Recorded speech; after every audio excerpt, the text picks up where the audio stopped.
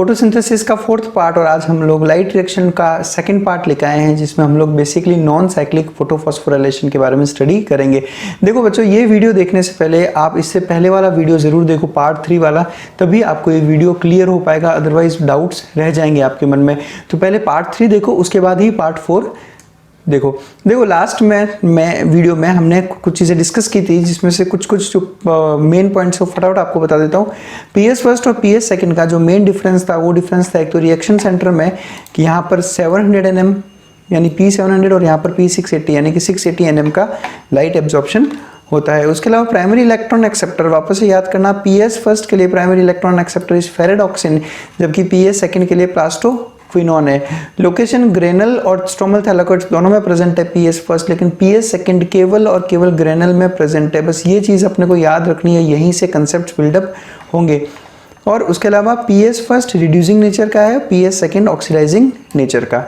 फिर हमने cyclic photophosphorylation देखा था, उसके मेन पॉइंट्स वापस बता दूं। लाइट आती है क्लोरोफिल P6-700 पर, इसका एक इलेक्ट्रॉन एक्साइट होता है, इलेक्ट्रॉन एक्साइट होकर अपने एक्सेप्टर के पास जाता है और घूम फिर कर इलेक्ट्रॉन ट्रांसपोर्ट सिस्टम के थ्रू वापस कहाँ पे आ गया, क्लोरोफिल के पास में, इसलिए हमने इसको कह दिया साइक्लिक फोटोफॉस्फोराइलेशन।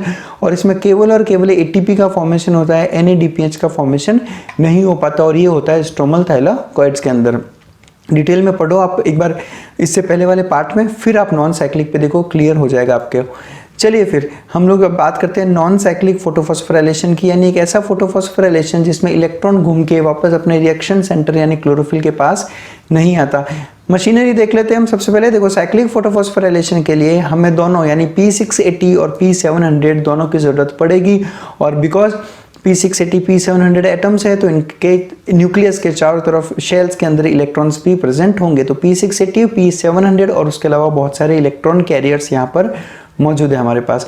शुरुआत करते हैं, ध्यान से सुनिएगा, अच्छे से समझिएगा। सबसे पहले सनलाइट आया, सनलाइट जैसे ही फॉल हुआ P680 वाले एटम पर, क्लोरोफिल ए के एटम पर, क्लोरोफिल ए का एटम क्या हुआ, एक्साइट। उसके एक्साइटेशन की वजह से 2 इलेक्ट्रॉन इस क्लोरोफिल एटम से मूव हो गए और कहाँ पहुंचेंगे, प्राइमरी इलेक्ट्रॉन एक्सेप्टर के पास। P680 यानी PS2 का प्राइमरी इलेक्ट्रॉन एक्सेप्टर कौन है, प्लास्टोक्विनोन। ठीक है, तो प्लास्टोक्विनोन के पास में इलेक्ट्रॉन्स पहुंचे। अब प्लास्टोक्विनोन इन इलेक्ट्रॉन्स को आगे ट्रांसफर कर देता है साइटोक्रोम B6 के पास में, जहां से इलेक्ट्रॉन साइटोक्रोम B6 से निकलकर कहां पहुंचेंगे, साइटोक्रोम F में। अब जब ये प्रोसीजर, अभी ये शुरू हो गया इलेक्ट्रॉन ट्रांसपोर्ट चेन एक तरह से। प्लास्टोक्विनोन के बाद में ये जो भी चल रहा है, ये इलेक्ट्रॉन ट्रांसपोर्ट चेन है, क्योंकि इस चेन में इलेक्ट्रॉन का ट्रांसपोर्ट हो रहा है।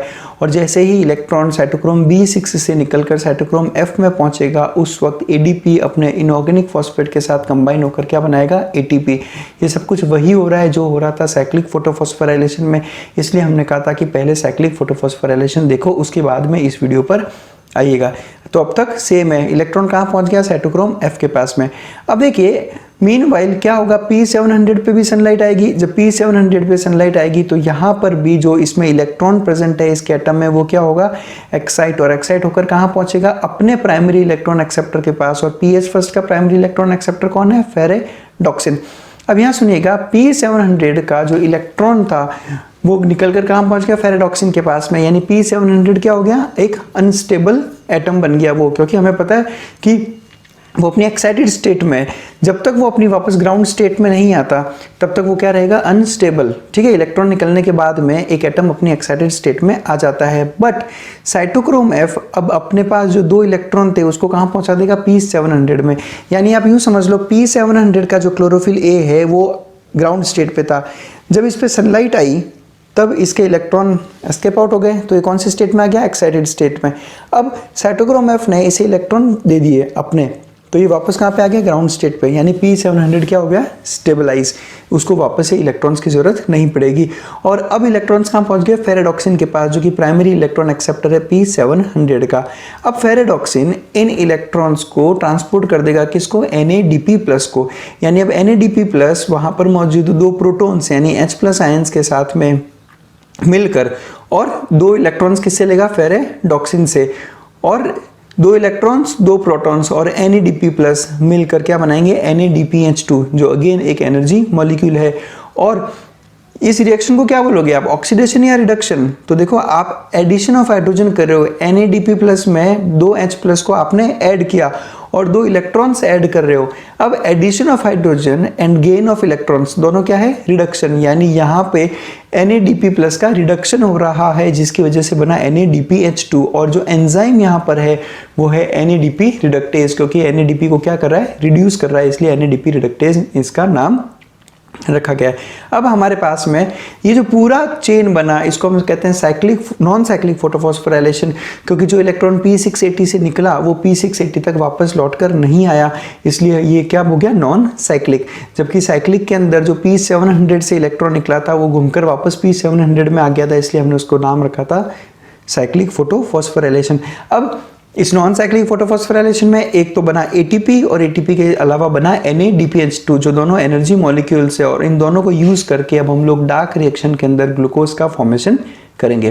तो ये होता है नॉन साइक्लिक फोटोफॉस्फोराइलेशन। अब नॉन साइक्लिक फोटोफॉस्फोराइलेशन या Z स्कीम भी बोलते हैं इसको। अब इससे रिलेटेड मेरे पास कुछ दिमाग में सवाल है, वो सवाल सुनिए और ट्राई कीजिए इनका आंसर्स खुद से इवेल्यूट करने की। आंसर्स हालांकि मैंने इसी वीडियो में डिस्कस किए हैं, बट मेरे आंसर सुनने से पहले खुद अपना दिमाग लगा के सोचिएगा इस बारे में। सबसे पहला मेरा सवाल जो इतना पढ़ने के बाद मेरे दिमाग में आया वो ये आया कि साइक्लिक फोटोफॉस्फोराइलेशन में जो फेरेडॉक्सिन था वो प्राइमरी इलेक्ट्रॉन एक्सेप्टर था और उसने इलेक्ट्रॉन लेने के बाद में ये इलेक्ट्रॉन्स पहुंचाए थे साइटोक्रोम के पास। बट नॉन साइक्लिक में फेरेडॉक्सिन इन इलेक्ट्रॉन्स को दे रहा है NADP प्लस को। साइक्लिक में किसको दिए थे, साइटोक्रोम्स को। नॉन साइक्लिक में किसको दे रहा है, फेरेडॉक्सिन को। और नॉन साइक्लिक में किसको दे रहा है, फेरेडॉक्सिन से कहाँ पहुंचा, NADP प्लस के पास। साइक्लिक में कहाँ था, साइटोक्रोम के पास। तो ये डिफरेंस क्यों, ये डिफरेंस क्यों? साइक्लिक में ऐसा क्यों नहीं हुआ कि फेरेडॉक्सिन ने इलेक्ट्रॉन लिए और इलेक्ट्रॉन दिए NADP प्लस को और बना दिया NADPH2, जबकि साइक्लिक में NADPH2 का फॉर्मेशन नहीं होता।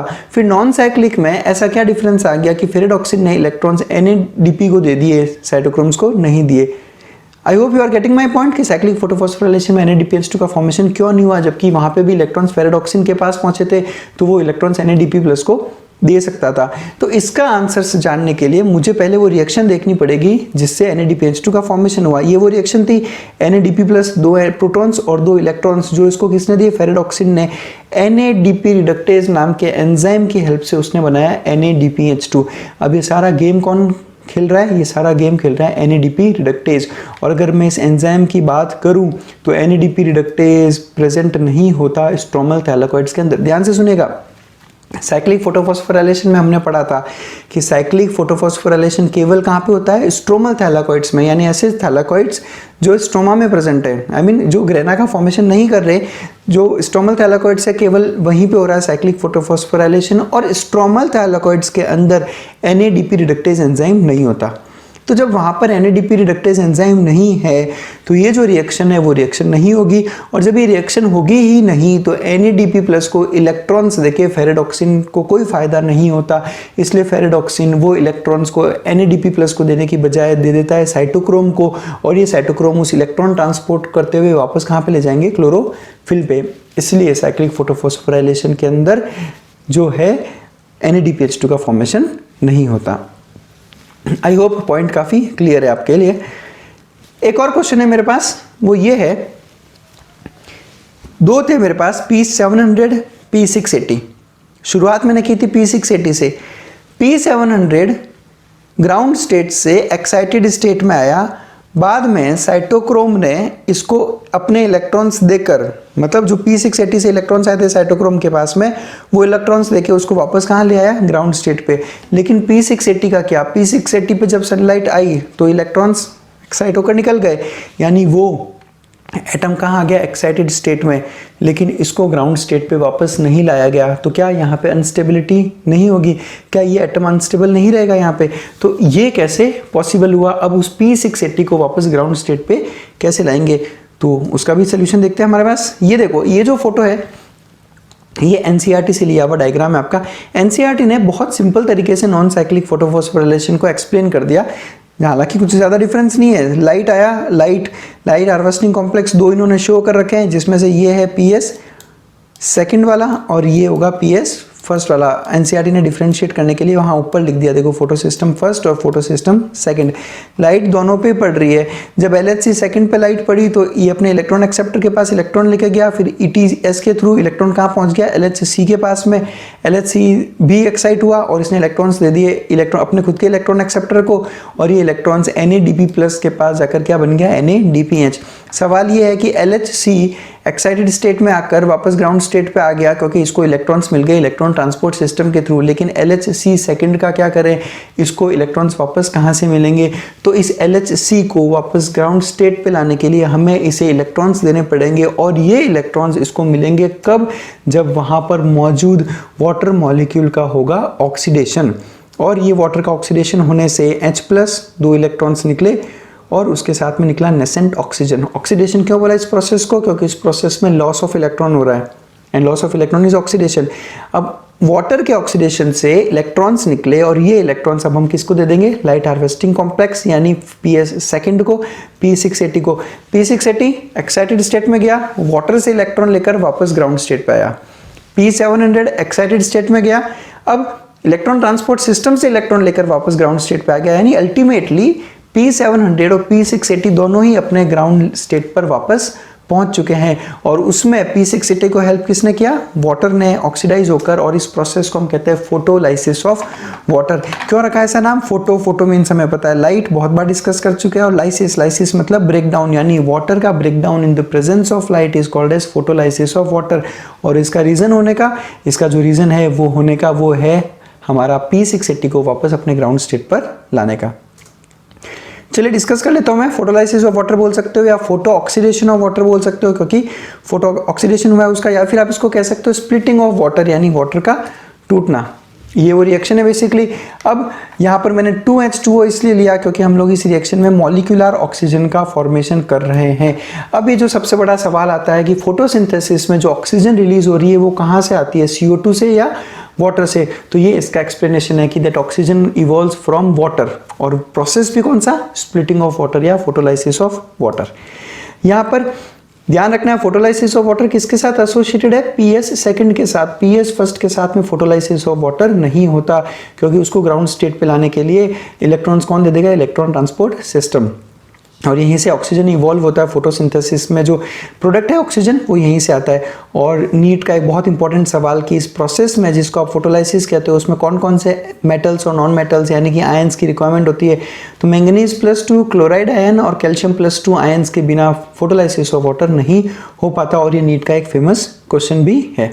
अब देखिए फोटोलाइसिस ऑफ वाटर से जो प्रोडक्ट्स बने हैं उन प्रोडक्ट्स को देखूं मैं।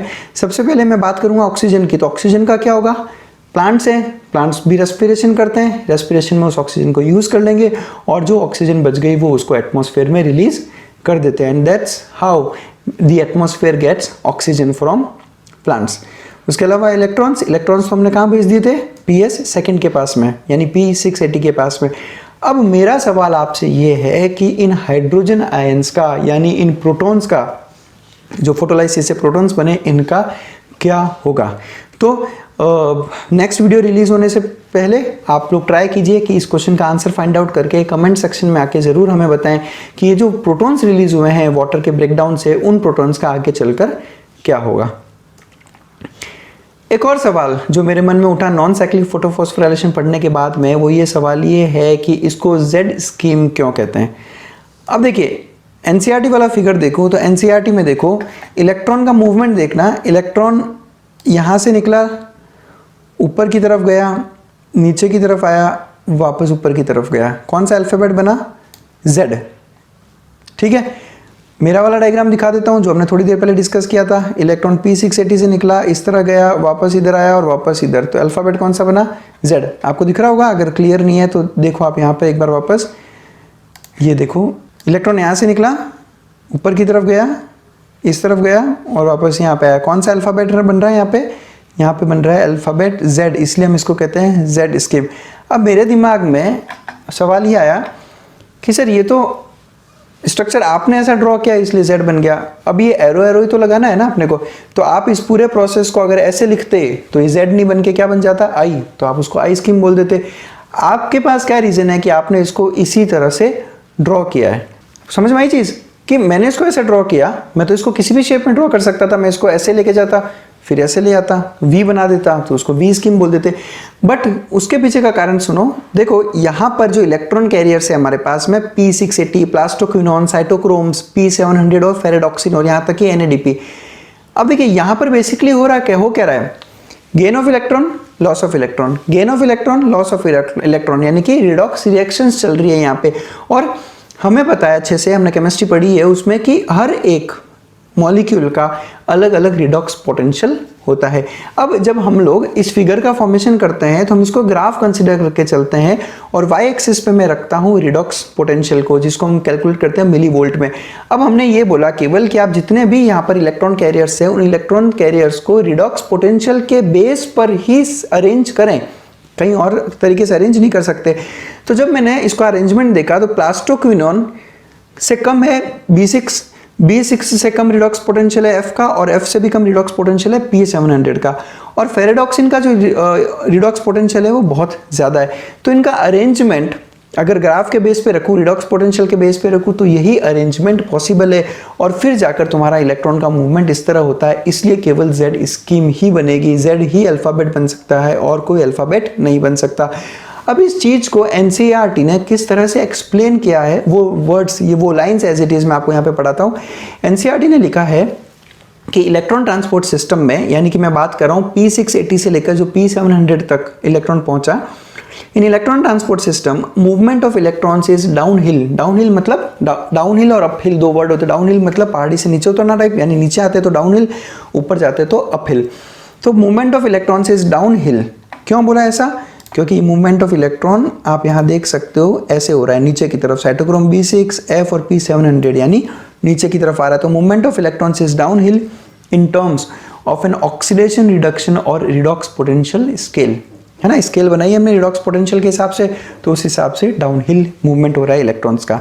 उसके बाद एनसीईआरटी लिखती है कि this whole scheme of transfer of electrons, यानी इस पूरी स्कीम में जिसमें इलेक्ट्रॉन्स का ट्रांसफर हो रहा है, शुरुआत कर रहे हैं PS सेकंड से अपहिल टू दी एक्सेप्टर, यानी PS सेकंड के बाद में एक्सेप्टर की तरफ जाएंगे तो क्या होगा, अपहिल। देख लो P680 से जब हम जा रहे हैं प्लास्टोक्विनोन की तरफ तो ये क्या है, uphill. Down the electron transport chain to PS first, देख लो PS फर्स्ट तक डाउनहिल है वापस। Excitation of electron, electron excite हुए, ट्रांसफर टू अनदर एक्सेप्टर, यानी ये यहाँ की बात कर रहा है फेरेडॉक्सिन तक का transfer, and finally downhill to NADP+। तो मैं अगर NADP+ का रिडॉक्स पोटेंशियल देखूं कंपेयर टू फेरेडॉक्सिन, तो NADP+ का जो रिडॉक्स पोटेंशियल है वो कम है। तो मैं वाई एक्सिस के हिसाब से NADP नीचे की तरफ रखा है मैंने और फेरेडॉक्सिन को ऊपर लेवल पे रखा है, यानी वापस जो इलेक्ट्रॉन का मूवमेंट कैसा हुआ, downhill to NADP+, reducing it to NADPH2, यानी रिड्यूस होकर क्या बन गया NADPH2, और इसलिए हमने इसको कहा Z स्कीम। क्यों? क्योंकि इसके कैरेक्टरिस्टिक शेप की वजह से। आई होप पॉइंट क्लियर है जो मैं आपको यहाँ पर एक्सप्लेन करना चाहता हूँ। नेक्स्ट एक और सवाल देखो, जब हमने डिफरेंस देखे थे लास्ट वीडियो में PS फर्स्ट और PS सेकंड में, तब हमने कहा था कि PS फर्स्ट का रिड्यूसिंग नेचर है जबकि PS2 का ऑक्सीडाइजिंग नेचर है। तो ऐसा हमने किस बेस पे कहा था, यहाँ सुनिए इसका आंसर। बात करते हैं PS सेकंड की। PS सेकंड के साथ एसोसिएटेड रिएक्शन कौन सी है, ये वाली PS सेकंड। वाटर का क्या करेगा, ऑक्सीडेशन, और जब वाटर का ऑक्सीडेशन होगा तो क्या बनेगा, इलेक्ट्रॉन्स। इसलिए मैं कह रहा हूँ PS2 क्या है, ऑक्सीडेशन पोटेंशियल है उसका, यानी वो एक ऑक्सीडाइजिंग एजेंट है। P680 acts as an oxidising agent और वाटर का वो करता है ऑक्सीडेशन, इसलिए हमने कह दिया PS2 has got oxidising nature. PS first की बात कर लो, PS फर्स्ट के साथ एसोसिएटेड रिएक्शन कौन सी है, ये वाली, जिसमें NADP का क्या हो रहा है, रिडक्शन, यानी PS फर्स्ट क्या करवा रहा है, रिडक्शन, यानी PS फर्स्ट क्या हो गया, रिड्यूसिंग नेचर वाला। नेक्स्ट एक बहुत सिंपल सा एक्सप्लेनेशन और बहुत सिंपल सा एक कंसेप्ट यहाँ पर ये है। अब आपने अगर अच्छे से फोटोसिंथेसिस के सारे वीडियोस देखें अब तक, तो इस क्वेश्चन का आंसर आपके पास होगा कि अगर मैं एक मोनोक्रोमेटिक लाइट यूज करूं, मोनोक्रोमेटिक मतलब एक ऐसा लाइट जिसमें एक सिंगल कलर होता है, सिंगल कलर जैसे हम लोग बोलते हैं ना विबग्योर, तो एक सिंगल कलर मतलब कि उस पर्टिकुलर वेवलेंथ की बात करें, तो अगर मैं एक मोनोक्रोमेटिक लाइट लूं बियॉन्ड 680 नैनोमीटर, यानी 680 नैनोमीटर से ऊपर वाली लाइट, यानी बेस कौन सा कलर हो गया, रेड कलर हो गया, तो फोटोसिंथेसिस पे क्या इफेक्ट होगा, तो हम उस वक्त ये कहेंगे कि अगर आप 680 केवल 680 से ऊपर वाली वेवलेंथ ही यूज करोगे, तब नॉन साइक्लिक फोटोफॉस्फोराइलेशन होने से रहा, केवल और केवल क्या होगा, साइक्लिक फोटोफॉस्फोराइलेशन। और जब केवल साइक्लिक फोटोफॉस्फोराइलेशन होगा तब फोटोसिंथेसिस का जो रेट है वो क्या हो जाएगा, कम हो जाएगा। There will be a drop in photosynthetic yield और this drop is called as red drop effect. क्यों बोला रेड ड्रॉप इफेक्ट, क्योंकि केवल मोनोक्रोमेटिक रेड लाइट यूज करने पे जो फोटोसिंथेसिस में ड्रॉप आया है उसका नाम रखा है मैंने रेड ड्रॉप इफेक्ट। उसके अलावा कोई इसका कंसेप्ट नहीं है। एक और पॉइंट है, अगर मोनोक्रोमेटिक लाइट की जगह दोनों 680 और 700 nm यूज किया जाए तो क्या होगा, तब हम कहेंगे इस केस में साइक्लिक भी होगा, नॉन साइक्लिक भी होगा, यानी फोटोसिंथेसिस में क्या होगा, एनहांसमेंट, यानी फोटोसिंथेसिस बढ़ेगा। इसलिए इस इफेक्ट को हम क्या कहते हैं, Emerson enhancement effect. Emerson scientist का नाम है जिसने ये प्रूव किया था, इसलिए हम इसको कहते हैं एमर्सन एनहांसमेंट इफेक्ट। यानी अगर मैं बात करूं तो रेड ड्रॉप इफेक्ट और एमर्सन एनहांसमेंट इफेक्ट आपको अलग से रटने की जरूरत नहीं है, इनके नाम में ही इनका पूरा मीनिंग छुपा है। बस फटाफट एक बार डिफरेंस देख लेते हैं, साइक्लिक फोटोफॉस्फोराइलेशन और नॉन साइक्लिक फोटोफॉस्फोराइलेशन। आंसर देने का ट्राई कीजिएगा। पार्टिसिपेटिंग फोटो सिस्टम्स, यानी कौन कौन से फोटो सिस्टम पार्टिसिपेट करते हैं, तो साइक्लिक में केवल पीएस फर्स्ट, नॉन साइक्लिक में फर्स्ट और सेकंड दोनों। नेक्स्ट है कौन से एनर्जी मॉलिक्यूल्स का प्रोडक्शन हो रहा है, तो साइक्लिक में केवल एटीपी बनाता, नॉन साइक्लिक में एटीपी NADPH2 दोनों बनाता। फोटोलाइसिस तो साइक्लिक में नहीं होता, नॉन साइक्लिक में होता है। उसके अलावा ऑक्सीजन का एवोल्यूशन, तो जहां फोटोलाइसिस होगा वहां पे ऑक्सीजन इवॉल्व होगा, तो ऑक्सीजन साइक्लिक में नहीं बनता, नॉन साइक्लिक में बनता है। उसके अलावा ऑकरिंग प्लेस, यानी कहां पे होता है, तो साइक्लिंग होता है स्ट्रोमल थैलेकॉइड्स में, नॉन साइक्लिक होता है ग्रेनल थैलेकॉइड्स में। नेक्स्ट है कब होता है, यानी कब साइक्लिक होगा और कब नॉन साइक्लिक होगा, ये चीज कैसे डिसाइड होगी, तो सबसे पहले तो आप बोल सकते हो कि जब लाइट 700 nm के आसपास की अवेलेबल होगी, यानी बियॉन्ड 680 तो साइक्लिक, और अगर 680 और 700 दोनों अवेलेबल है तो नॉन साइक्लिक। उसके अलावा सुनिएगा, देखो कंडीशन ऐसी आ गई कि हमारे पास NADPH2 के तो मॉलिक्यूल बहुत सारे पड़े हैं लेकिन ATP नहीं है। अब अगर मैं नॉन साइक्लिक करूं तो ATP भी बनेगा और NADPH2 भी बनेगा, बट मेरे पास NADPH2 अच्छे खासे स्टॉक में पड़े हैं। तो ऐसी कंडीशंस में हम लोग केवल और केवल साइक्लिक फोटोफॉस्फोराइलेशन ही करवाते हैं। कब, जब NADPH2 एक्यूमुलेट हो रहे हैं और केवल हमें ATP की जरूरत है, तो हम केवल साइक्लिक फोटोफॉस्फोराइलेशन ही करेंगे। So that's it about non cyclic photophosphorylation. Thanks for watching us. बस जो मैंने क्वेश्चन पूछा इस वीडियो में उसका आंसर देने का ट्राई करो। देखो आप जितना ज़्यादा अपने माइंड में क्यूरियोसिटी रखोगे आप उतना ज़्यादा अच्छा स्कोर करोगे। Science is all about curiosity. किसी भी तरह का नई रिसर्च या किसी भी तरह का नए इन्वेंशन के पीछे जो सबसे मेजर फैक्टर है वो है क्यूरियोसिटी। जब किसी ना किसी के दिमाग में जब कोई भद्दा सा सवाल आता है तो उस सवाल के पीछे वो इतना पड़ जाता है वो कि किसी ना किसी रिसर्च या इन्वेंशन की तरफ वो मूव कर जाता है। तो जितना ज़्यादा आप क्यूरियस रहोगे पढ़ाई करते वक्त, पढ़ो अच्छे से और खुद का दिमाग लगाओ कि ऐसा क्यों, वो वैसा क्यों। तो जितना ज़्यादा आपके दिमाग में सवाल आएंगे वो चीज़ उतनी ज़्यादा आपके लिए क्लियर होता जाएगा। Thank you very much for watching us.